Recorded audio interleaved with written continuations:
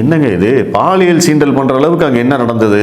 நம்மக்கிட்ட வீடியோ ஆதாரமே இருக்கே, எப்படி இப்படி ஒரு கம்ப்ளைண்ட் கொடுக்க முடியும் அப்படின்னு தானே தோணுது. அது எனக்கும் தோணுச்சு. அதனால தான் நான் என்ன பண்ணேன், மறுபடியும் அந்த வீடியோவை போய் பார்த்தேன். அண்ணாமலை அவர்களுடைய பேஜில் வந்து அந்த வீடியோ இருந்தது. உடனே போய் அந்த வீடியோவை பார்த்தேன். அந்த வீடியோ மொத்தமாகவே 53 செகண்ட் தான். அந்த 53 நொடிகளில் முதல் 30 நொடிகள் எல்லாம் அந்த கத்தி பேசிக்கிட்டே இருக்காங்க. அவர் கொஞ்சம் தள்ளி நிற்கிறாரு, கொஞ்சம் பக்கத்தில் வர்றாரு, இதெல்லாம் நடந்துக்கிட்டே இருக்குது. அந்த 30வது நொடியில் தான் அந்த குறிப்பிட்ட நபர் முனியப்பன் அப்படிங்கிற அந்த நபர் இந்த அம்மாவோட காலில் வந்து விழுகிறாங்க. அந்த காலில் வந்து விழுகிற போது இப்போ நான் வந்து சேரில் உட்காந்துருக்கேன், அவர் அங்கேருந்து வந்து விழுகிறாரு அப்படிங்கிற போது அவருடைய ஒரு கை வந்து அந்த அம்மாவோட காலை பிடிக்க போகுது, ஒரு கை வந்து பார்த்தீங்கன்னா அந்த அம்மாவோட உடம்பு மேலே படுது. உண்மை, அதையும் நானும் பார்த்தேன்.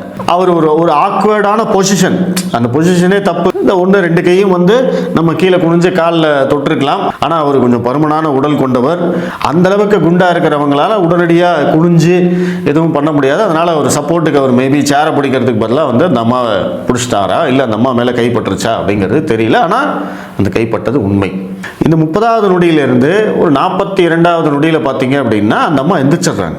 ஒரு 10 செகண்டு தான். அந்த 10 செகண்டுக்குள்ள அவர் வராரு, கீழே வந்து விழுகிறாரு, ஒரு மாதிரி சவுண்டு விடுறாங்க. இவங்களும் வந்து குனிஞ்சு வந்து என்னமோ பேசுகிறாங்க. அது அந்த ஆடியோ வந்து நம்மளுக்கு கிளியராக இல்லை.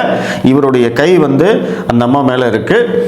அந்த 10 செகண்டில் அவங்க எந்திரிச்சிடுறாங்க. எந்திரிச்சதுக்கப்புறமா அந்த அந்த அப்ரோப்ரியேட்டான டச்சிங் அப்படிங்கிறதெல்லாம் எதுவுமே கிடையாது.